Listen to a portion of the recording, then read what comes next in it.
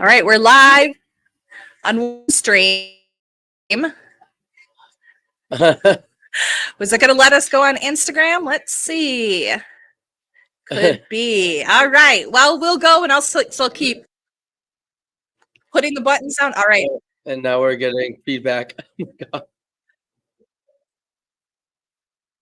It is. Let's turn off our own volume. Isn't this fun? Perfect. All right. All right, good. So thank you everybody for joining us here for the 2024 return of a Democrat and Republican walk into a bar. Yeah, season 2. Season 2, there you go. I am Democratic host, Dr. Cindy Banier. Republican host, Sean Hartman. All right. And we have some guests in the audience. We have Ollie's Pub in Cape Coral. Thank you so much, Ollie's, for hosting us. I've got my tasty beverage here. I know a lot of folks get their tasty sandwiches. Yeah. Absolutely. Yep. We love supporting small business. So how was your New Year, Cindy? Good. I actually just had like an impromptu party with some friends and we did like an outdoor movie. We tried the thing where we were trying to sync it up with Forrest Gump.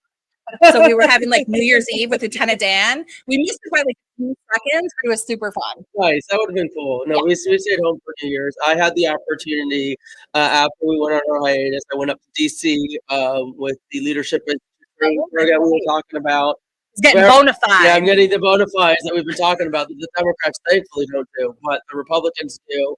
So I got a lot of great training on campaign leadership. Met a lot of great people. International, we had a student from Ghana, we had a student from Mongolia, and we got the opportunity to go to the International Democracy Union conference where I met, I know her first name is Svetlana, do not ask me to pronounce her last name.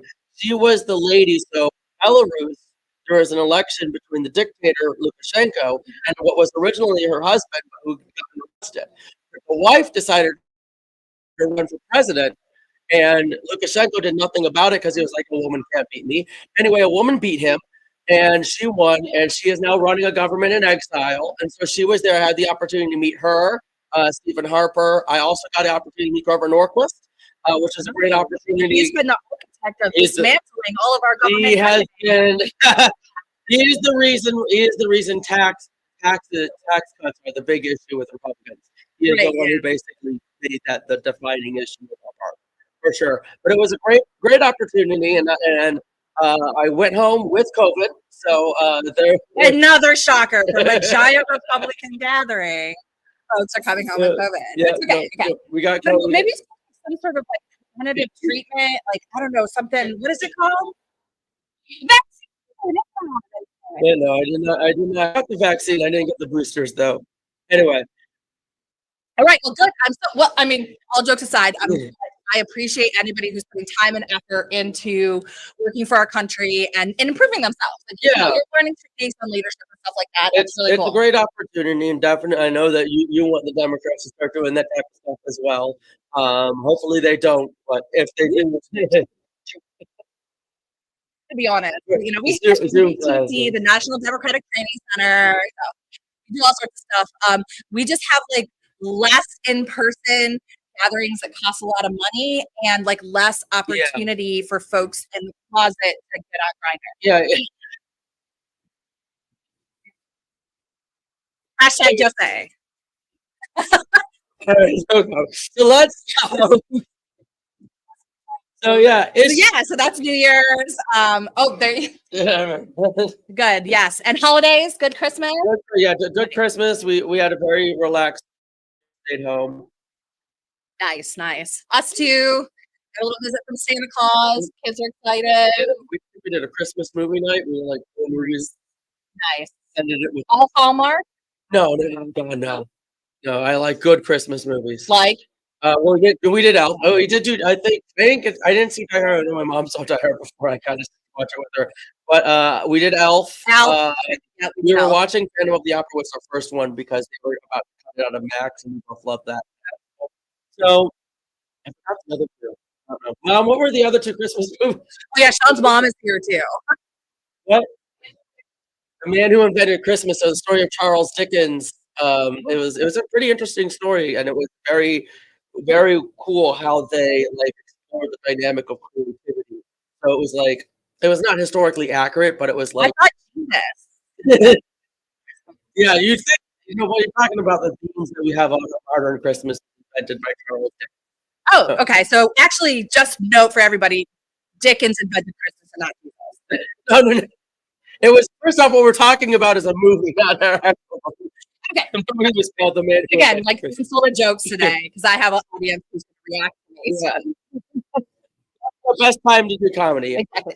Good. So stuff that you missed. So where do you start? I mean, because there's like we did our last show at the beginning of December. Yeah, beginning of December. So There's quite a bit where we're right before.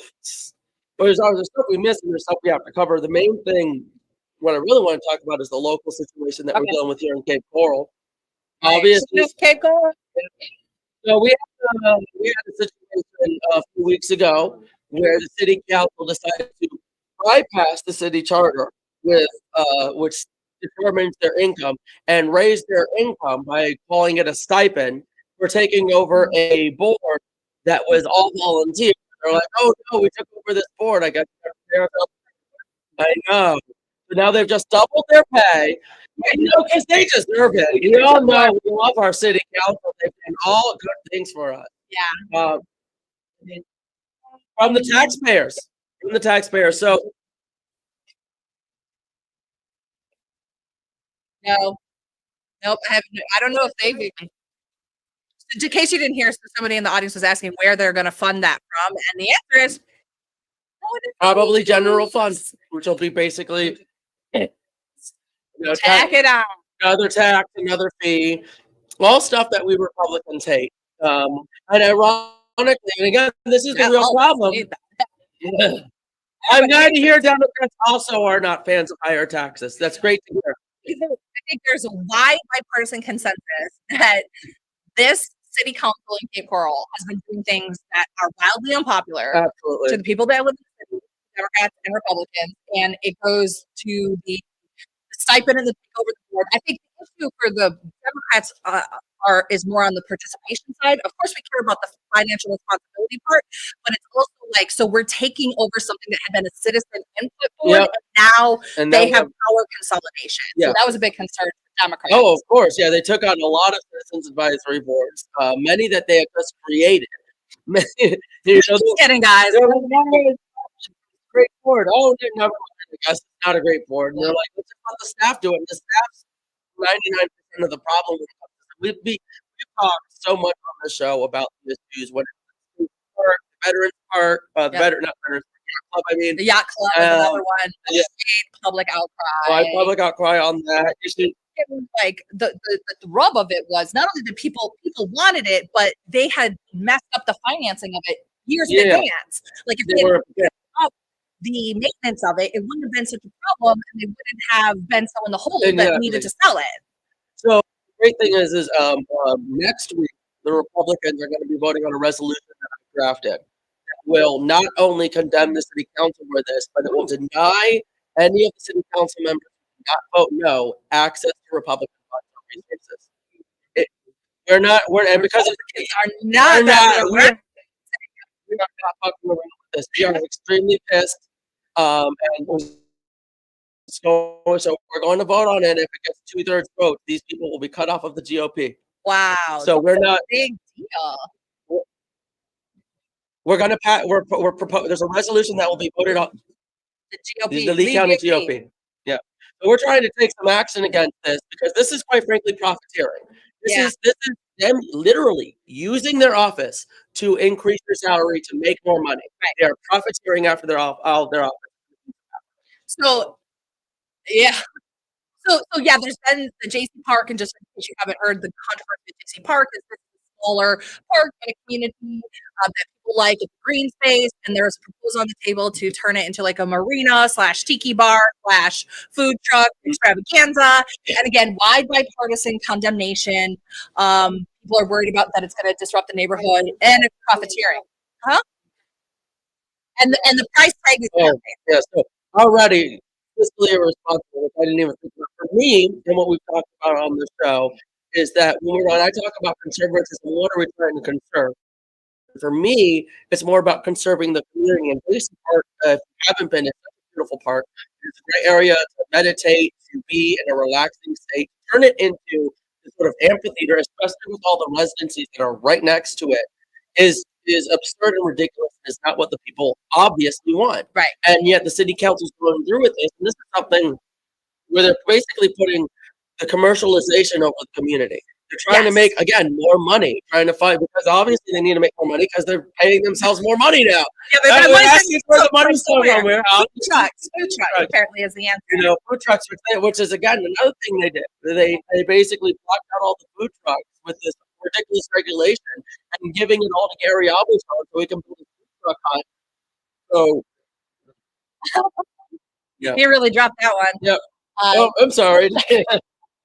Gary Albertson, who, by the way, was initially anointed to take over for the Congressional District 19. Yes, that was what. So when I got and then started lost in 2012. Yeah. When was my first election was Byron Donald's race in 2012, and Gary Albertson was the Cape Coral favorite son, and he got like third or fourth place.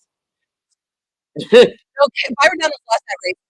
Yeah, he did. He was in fifth place in that one. Yeah, but it was.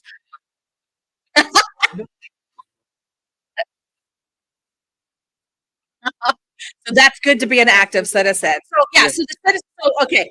And the controversy doesn't end there with Cape Coral. Yeah. Those are just the things that there's like super bipartisan support that are on things that they voted on. We also have, and this is rolling back, and I only remembered it after I was doing our 2023 reviews. And by the way, you haven't seen it, check out our Instagram page. I did a whole reel going through all of the 2023 Democrat Republican Walking the Bar. And one of the first things at the beginning of last year was the whistleblower complaint from the city manager on anti-LGBT and racist things that were happening with the council. And he had gotten pushed out and then claimed whistleblower protection because he found that discrimination at the beginning of last year. That was really. It was. It's one of those things where there's so many scandals. And you forget, it was. I hate to say it, but it was very much like Trump, where you got scandal after scandal after scandal, and you're like, oh, there's still this one. There's still this trial. There's still this. Look for that one to come back too, because that's going to end up costing the city like millions of dollars. He has found, got whistleblower protection, et cetera, and so forth. Not to mention the additional protections that the people who had been discriminated against as well could face. Yeah, I think a lot of that's probably gonna stick on Dan Shepard, because I think it was the main perpetrator accused of stuff. But again, I don't.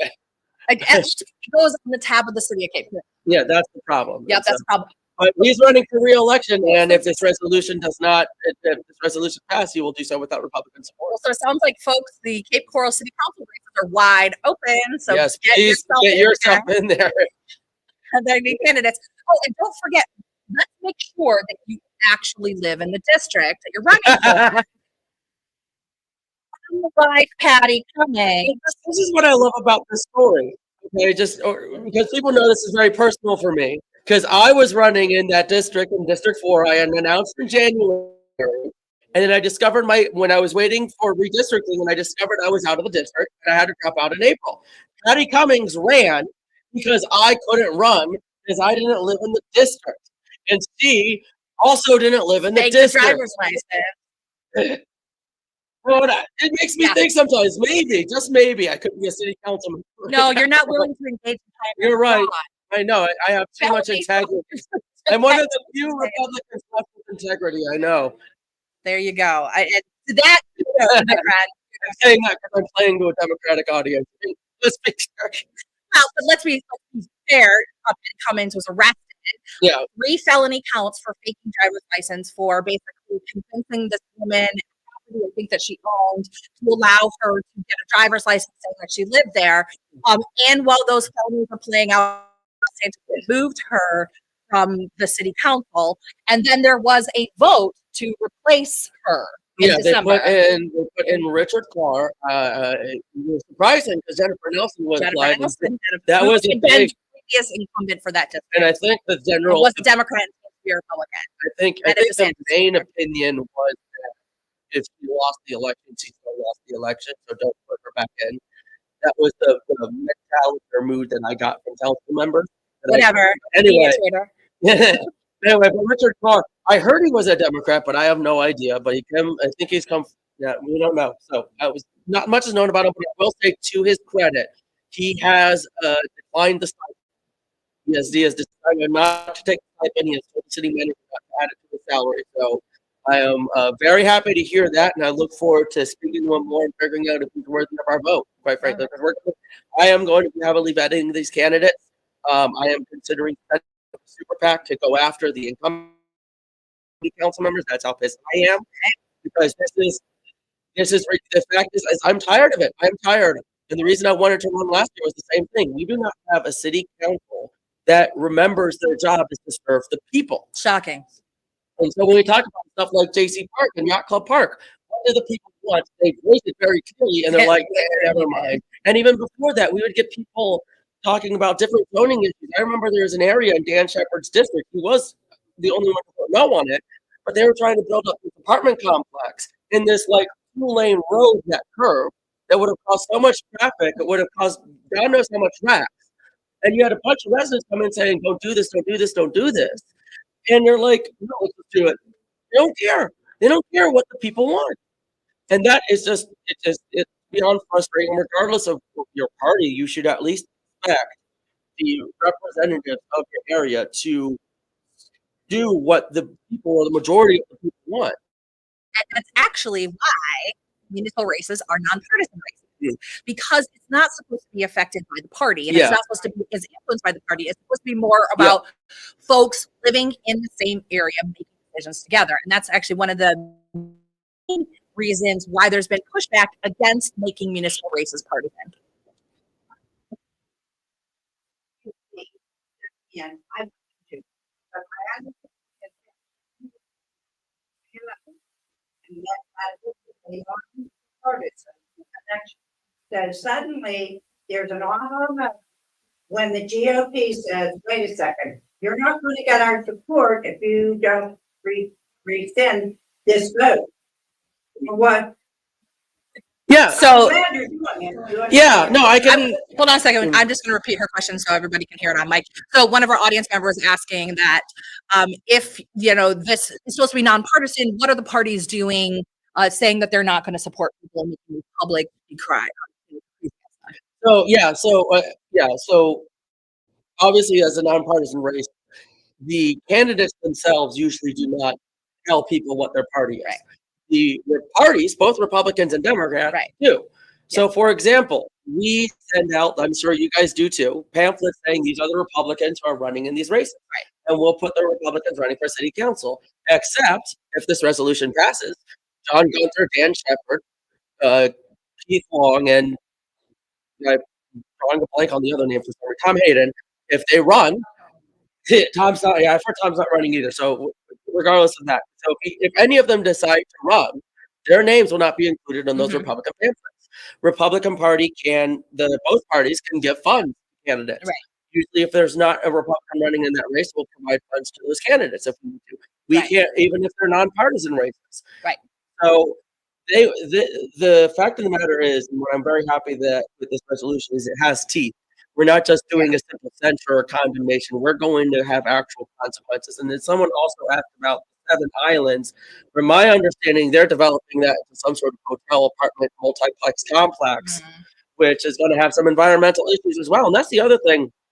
Again, talking about conservatism, part of that is also conservation and conserving our natural environment. And we do have a beautiful environmental area here in Cape Coral, and we need to protect it. And we have, this is again, the developers who essentially buy our city governments, not just in Cape Coral, but it's all over. If you're probably listening from a different area of the state or different area of the country, it probably happens in your town too. The developers have a lot of control because they're the ones who make a financial benefit from government policy. Right. At least at the and they local level. support, they give funds to, it's a lot of county commissions, by the way, county commission and city council, because they make decisions on developments and zoning and property use, land use as well. So, and Democrats are big proponents of the environment. I know Republicans like to claim that. And typically, their donations are the ones who are accepting the donations from the developers. Yeah, hit or miss. We have hits and misses for sure. Mostly hits. Okay, all right. Yeah, so Cape Coral, I know. So we got a peanut gallery. So that's Cape Coral. Any other final words on Cape Coral? I think that's basically it that we need to talk about Cape Coral. Okay.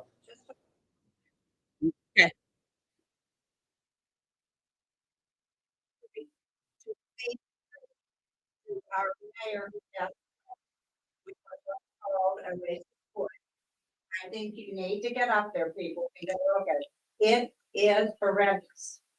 So one of the members of the audience was talking about a tribute to a mayor who had passed away.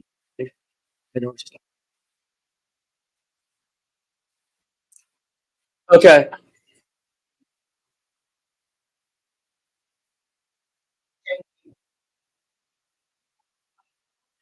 Where what happened with the $60 million go bond.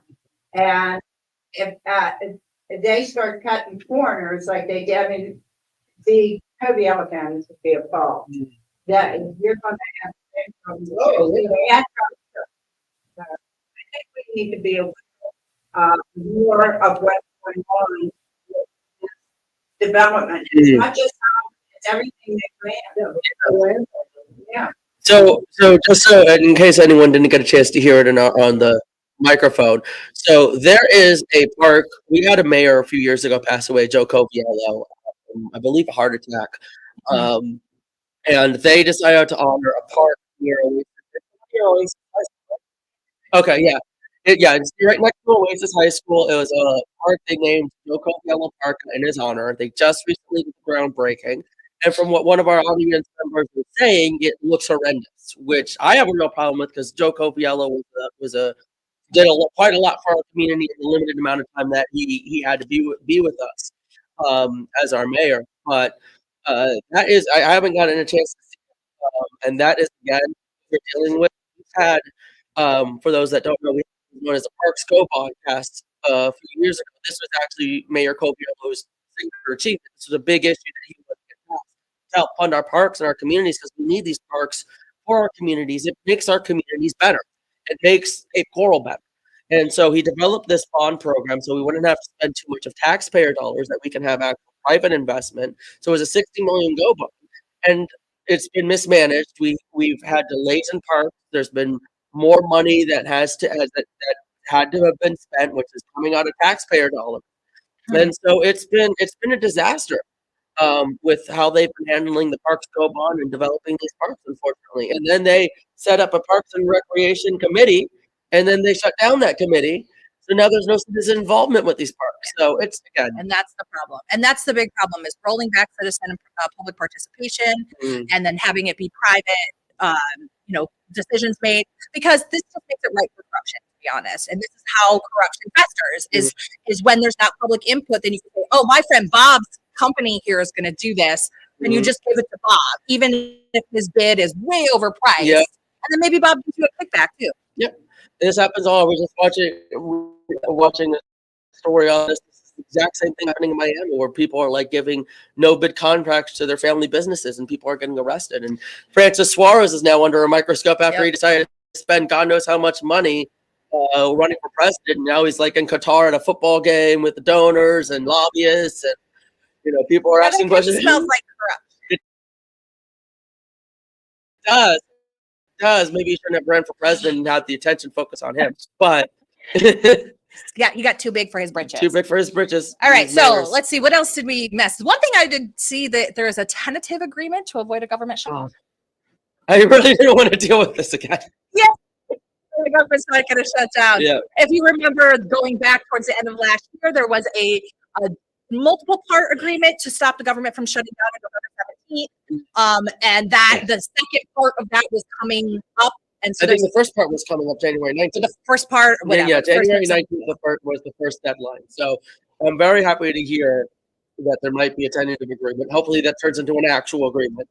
Again, we do have a problem with the fact that we can only lose 2 Republican votes. You want to talk about how many Republicans? Oh my God! Well, we had George Santos. Santos kicked out. Santos was kicked out. Then you had, which let's face it, that was well deserved. That's fine. Um, at that point, when you lie too much, you have to. You're What do doing you too think? much for Republicans. Yeah, You yeah. know? Seriously. You know how bad you have to be. Maybe- Anyway, and then there is, I think Bill Johnson just resigned, and then another. Oh yeah, that's right. I'm sure Matt Gates is happy about that. Y'all, oh, you didn't want me to be speaker. Go ahead and go with Petty Matt little Gates. bitch. Shit the bed, and yeah, so I kind of love it. To be honest, Of course, yeah, no. super petty.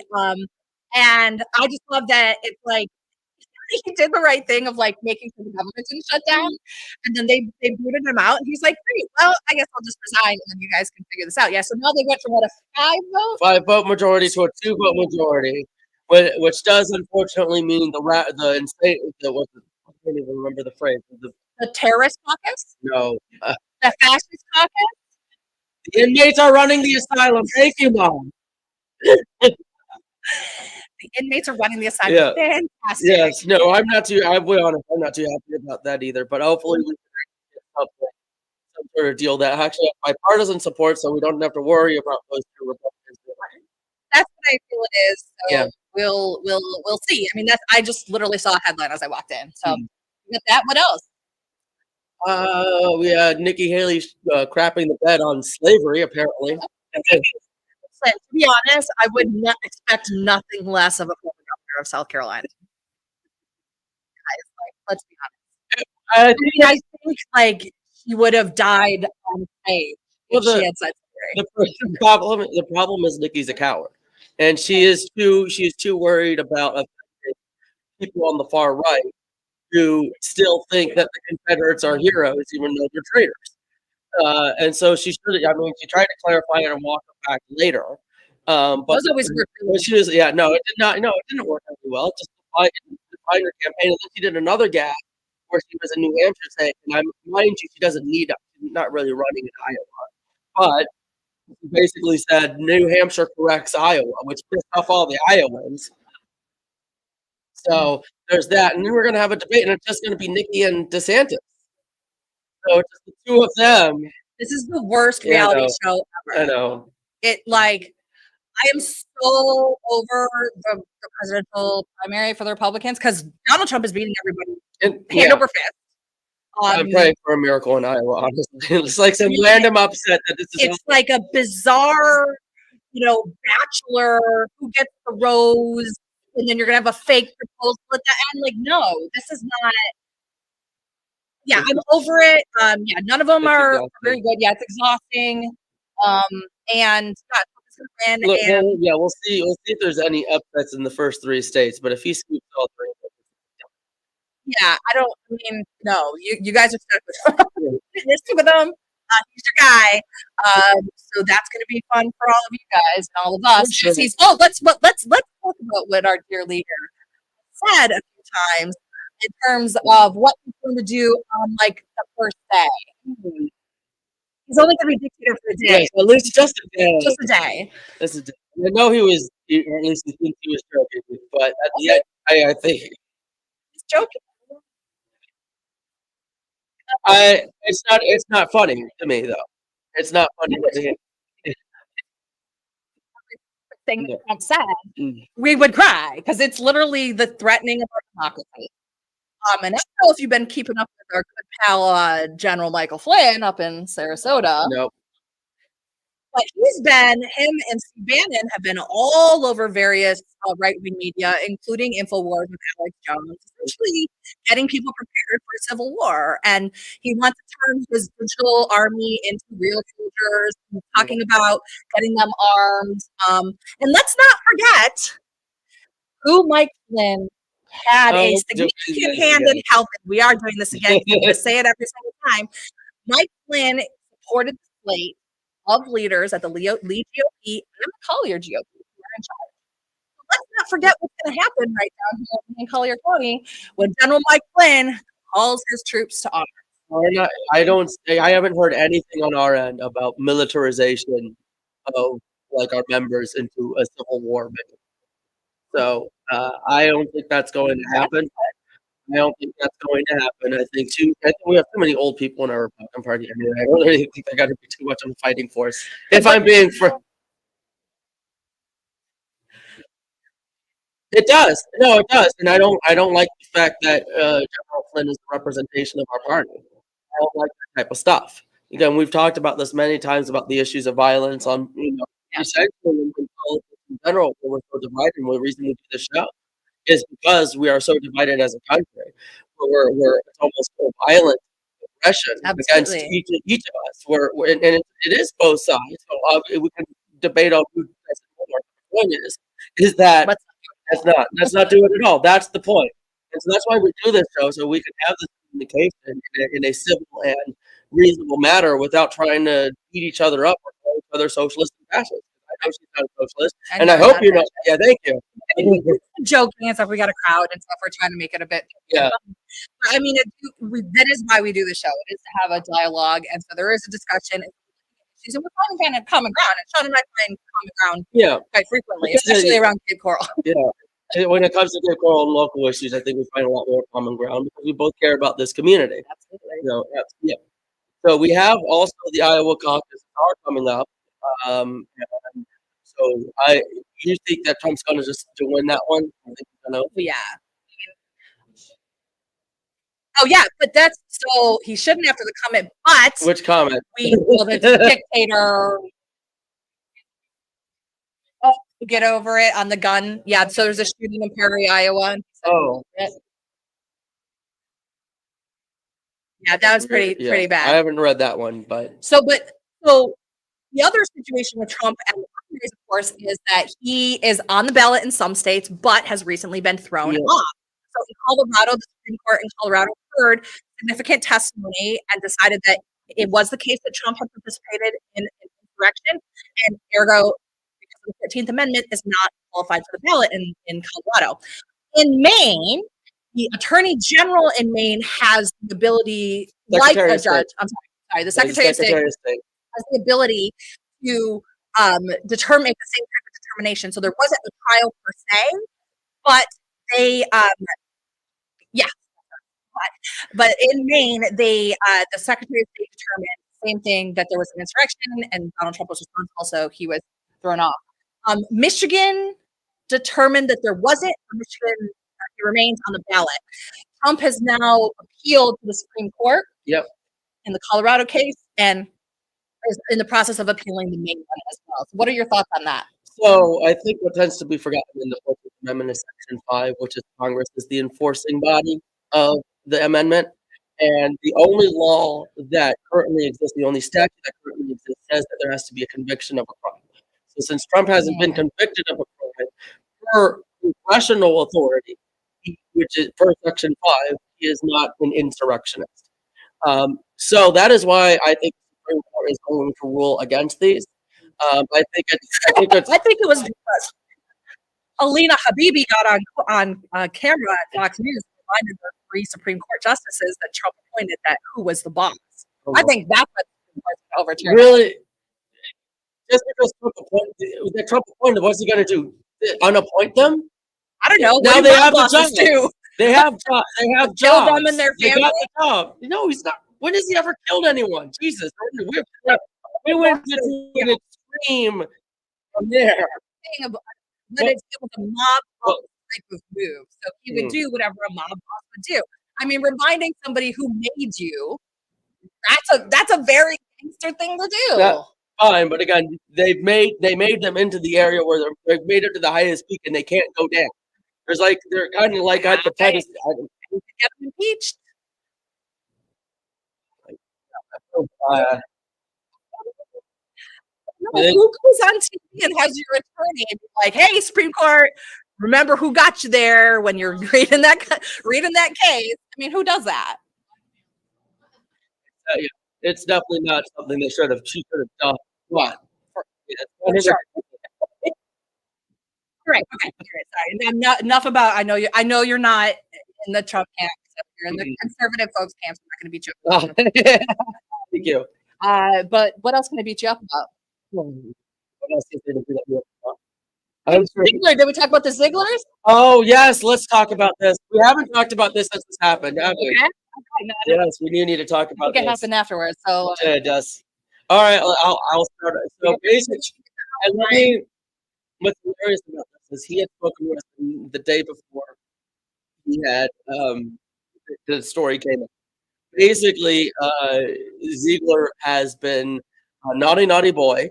He has been engaging in threesomes with his wife and another individual. He is accused of rape and voyeurism. Oh my God, mom! his mom just like audibly gasped. Yes. My mom does not follow politics. She just gets all of her news from me, and no, I have not told her about this. Yeah, I don't know. I would have told you about this. No, sorry, mom. Yeah. So yeah, it was consensual polyamory. Yeah. To put it in the parlance of our time. Yeah. Which again, if they want to be polyamorous, that's fine. Right. Fine. We'll get going. Be publicly the first Republican polyamorous chairman. That's all great. But then he's I know running you guys love just embracing the LGBT. Yeah. No. That's the thing is he ran on a family values platform. His wife, founder of Moms for Liberty. She's so hot. She is actually. Anyway. Wife Bridget Ziegler is one of the co-founders of Moms for Liberty, who's also notoriously anti-LGBT. Yes, exactly. So, and Christian Ziegler, if we haven't made this clear, is chairman of the Florida Republican Party. Yeah. Oh, I really wish he was the chairman of the Florida Democratic Party. Trust me. But he is our current chairman. He is our current chairman. He has been stripped of power, so Evan Powers is acting as chairman right now, and there is going to be a vote to remove him from the party. So there is a Republican. So no $10.4 million golden parachute. No, he is. That's what's been really pissing people off. Here's the thing. Let's talk about this because he's pissed a lot of people off about this. Okay, he could have resigned and saved face, but he was like, "I'll resign, but you have to give me a $10.4 million golden parachute to jump ship." And the Republicans who were willing to support him jumped ship from him very quickly after that. He basically signed his own death warrant by asking for money. Dang, I thought it was a boss move. It's like, I'll end this nightmare for you, but you got to pay me off. Yeah. And at this point in time, it's been every major Republican in the state of Florida has come out and said he needs to resign. There is pretty much consensus within the RPOF is made up of a state committee man, a state committee woman, and the party chairman of each of the counties. Okay. And there's pretty much consensus amongst all of them that he needs to go and that we need to have an election for a new chairman. DeSantis can't remove him. He could remove the wife. There would have to be some sort of crime or legal. So the wife is Bridget Ziegler is an elected official on the school board of Sarasota as well, and she's not guilty of a crime. And I think she's not accused of a crime either. But the governor can remove elected officials, as we've seen. Which we shouldn't be doing. Which we don't. Which of course we shouldn't be doing. Board members, including my good friend from the Broward County School Board, right, as well. So in theory, he could, and Patty Cummings, of course, as well. And Patty Cummings. But there has to be. The statute determines that there has to be precedent. It's loosely defined, but there has to be some sort of political precedent in the legal sense. She isn't being accused of crime or suspected of that. No, in theory, she's just a hypocrite. Yes, it is. It's hypocritical, and that's a big criticism from a lot of Republicans. But a lot of people want to see the videos. That was the first thing that people's sources said. There are videos. So, by the way. Yeah. Which apparently she did not consent to. Which is called the video voyeurism case. Yeah, so he could be facing more criminal charges. So this has unfortunately been an embarrassment to the Republican Party, and I'm very thankful that our my fellow Republicans in leadership are trying to take action to remove him because that's the right thing to do. We shouldn't be standing by someone who is this hypocritical, who is going over and saying, let's ban these books and address take on these. Don't say the. Yeah. And then going over and but I'm polyamorous, which is I think one of the pluses of the LGBTQ pluses. Yeah, it's one of the letters. So and let's be outing folks who are not out is not cool. And people who are engaging in consensual adult sexual activity Yeah. is their business, according to my opinion. But rape is a disgusting, heinous crime. Yep. Videotaping sexual acts is a disgusting, heinous crime. So, and unfortunately, Bridget Ziegler, by proxy, got pulled into all of this, and it was her own hypocrisy that kind of led to the outcry against her. So, as much as we can laugh about some of the critical things, I just want to like really hit that part home. Is like We do, yeah. the heinous crimes part is the part that we can all agree on that is unacceptable. Yeah. The allegations are rape are very serious, and they need to be taken seriously. Again, they are allegations right now. He is still innocent until proven guilty. But I think the reason the Republicans want to take action now is because, one, this is not what we want to focus on in 2024. We want to focus on Trump's problems, not Ziegler's problems. And the funny thing is this broadcast, this show, we've actually listened or talked about Ziegler before. Ziegler, when he came in the beginning of 2023, he came in saying he's going to eliminate all Democrats in the state of Florida. You took literally. Well, and so did he. To be honest, he said, "Oh well, why wouldn't you be aggressive?" So I was very upset, as were many other people, about this very charged, forthright, borderline violent rhetoric against his party, his opponent party. I don't think you actually meant it in a violent way. Oh, sure. No. It's like Trump didn't mean go march on Congress. Peacefully march on Congress. Yeah, no, he didn't say go in there and stop them. But, like, yeah, go give them help. Like, so, yeah, like, you don't mean it until you get called on it, right? So until we're, like, lined up in concentration camps, it's not serious, we're not right? going to line you in concentration camps. The slippery slope is slippery.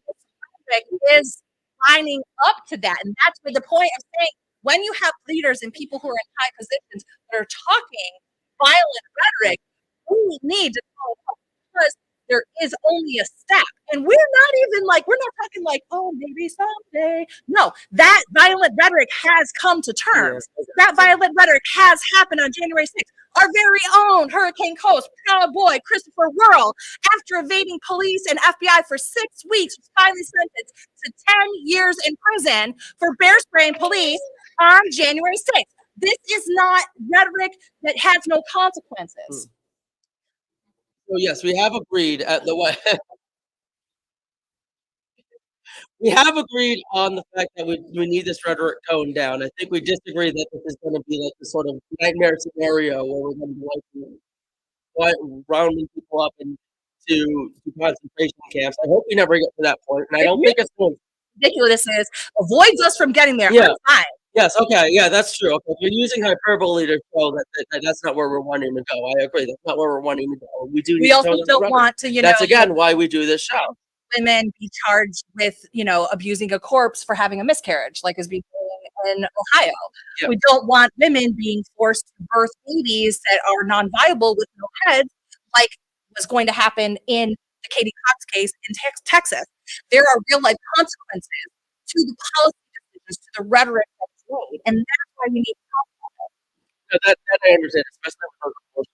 What I've been very concerned about there is there's not clear definitions to protect the health of these two cases are situations that I feel are viable exceptions to abortion prohibitions.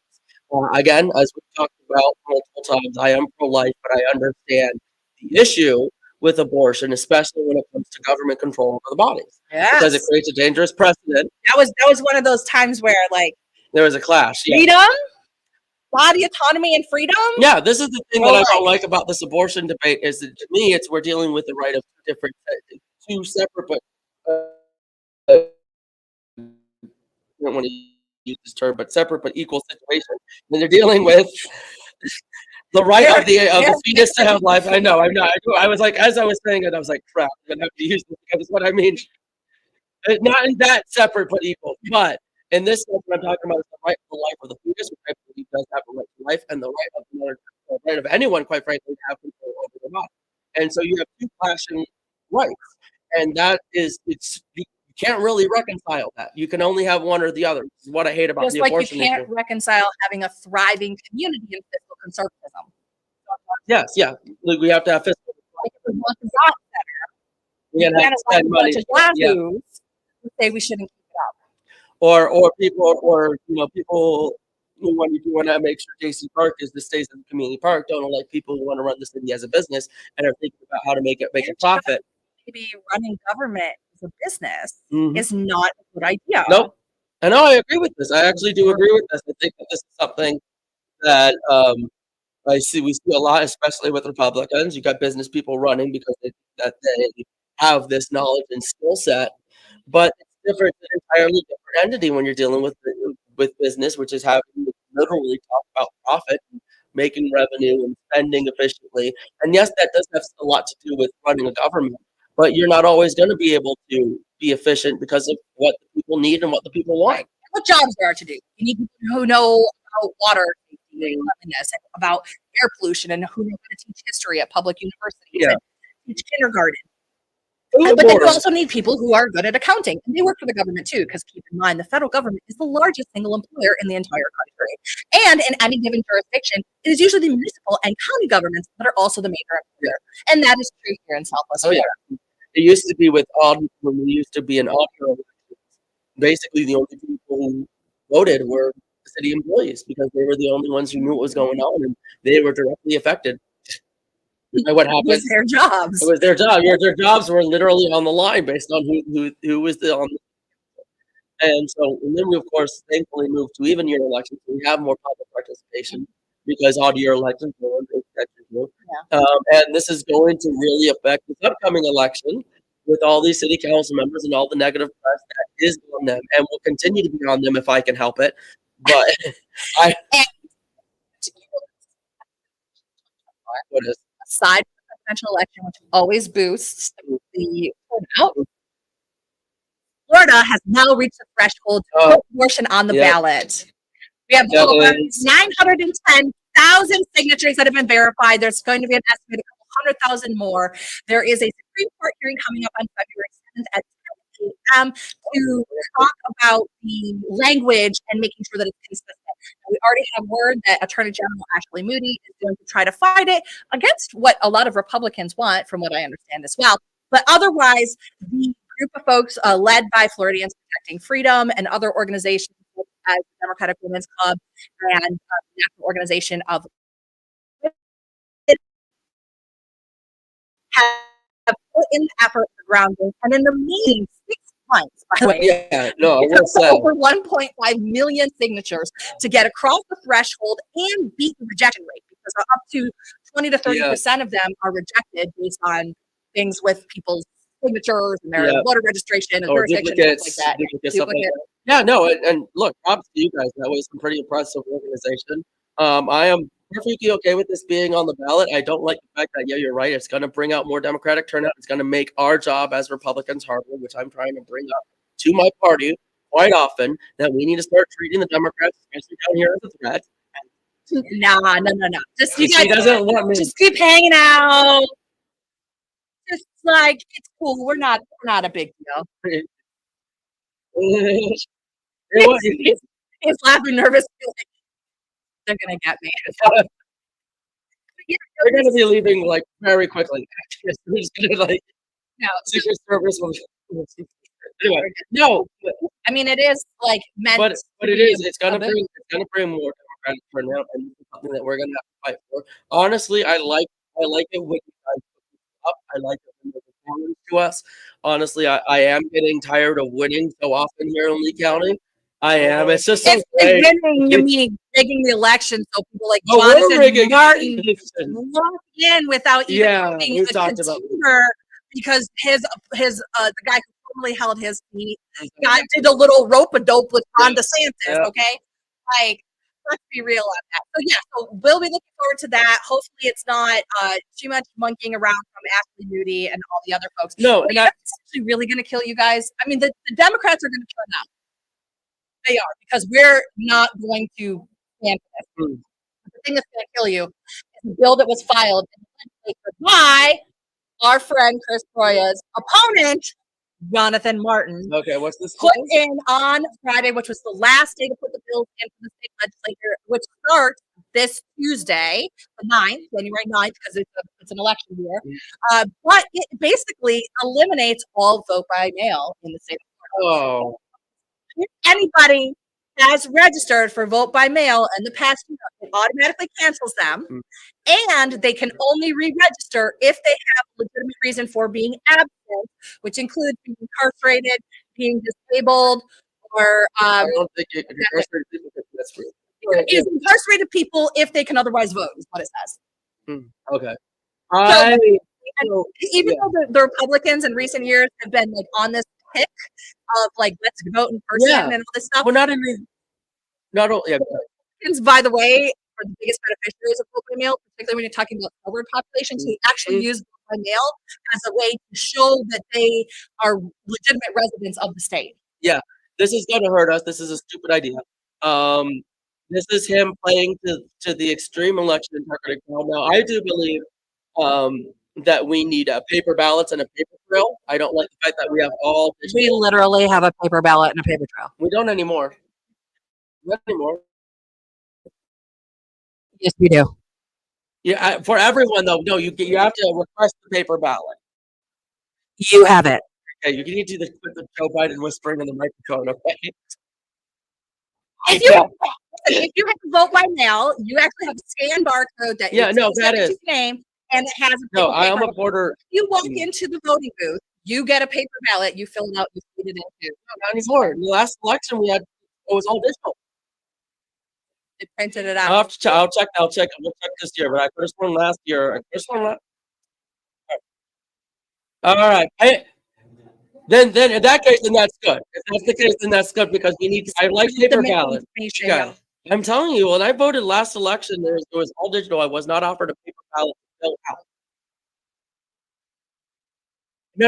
I don't want. No, I'm not talking about a paper printout. I'm talking about a fill out ballot that is paper that is scanned. Paper will still say, and you can say, "Oh, I voted for Joe Biden," and then you can say, "Oh, that was wrong." No, I still think there needs to be. It is actually a law in the state of Florida that there is a paper backup. Yes.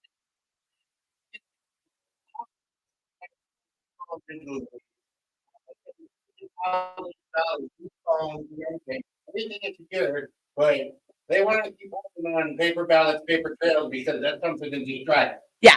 So Chris, we have one of the audience members that points out that there's bank transactions and a lot of things that are digital, but there's, he's saying that the paper ballot is distraction. I will give him that. But here's the thing. Again, I do support vote by mail. It helps Republicans. Because a lot of Republicans are older. Let's just be real. And snowbirds, and a lot of Republican snowbirds who vote here when they have the time to like or something. Which no. Those are the Democrats. Okay. It's the Midwestern. You're right. Yes, people from your neck of the woods. The snowbirds. Yeah, so we need their votes, and this is going to hurt their votes. And this is just Jonathan Martin trying to save face. Because here's the thing. Keep going, buddy. You're doing great. Here's the thing. Jonathan, there's like, and of course, Spoken Joe. He's not the biggest fan of you. I ran into who was like offended that I like touched his shoulder and said, "Excuse me, can I get by?"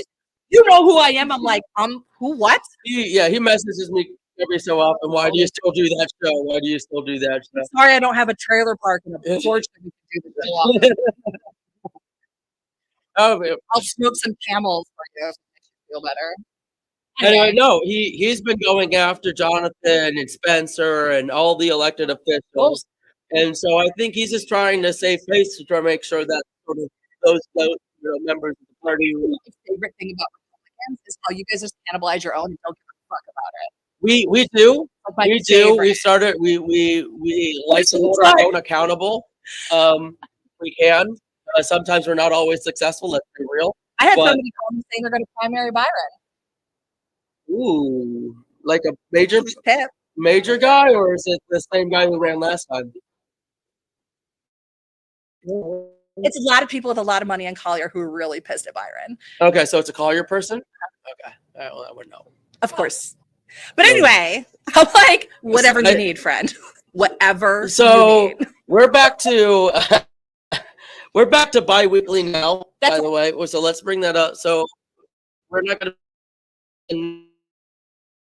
next week, the following week will be in. Following me. And the See if sweeps- anybody's into the reality show that is second place. in I the am special primary for the Republicans. I am praying for an upset in the caucuses. The caucuses tend to do that.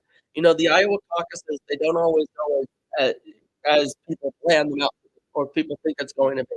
So excuse me, I can see something like DeSantis pulling out an upset or something, or Donald It's or like being the chance card on Monopoly, second place in a beauty close.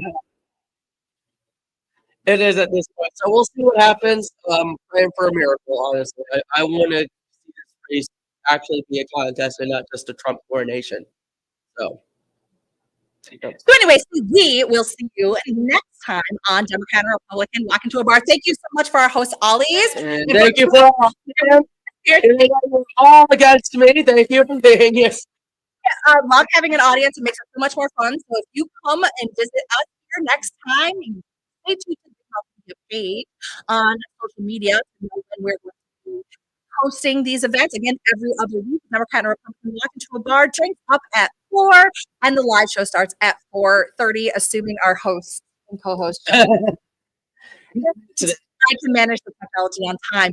Be sure to get your subscription to this show on the Big Mouth Media website at bigmouthmediafl.com. We will see you next time. I've been your Democratic host, Dr. Cindy Vanier. And I've been your Republican host, Sean Hartman. Oh, we'll talk about FGC starting tomorrow. FGC starts tomorrow, so I'm going to have to go do work. All right. Yeah,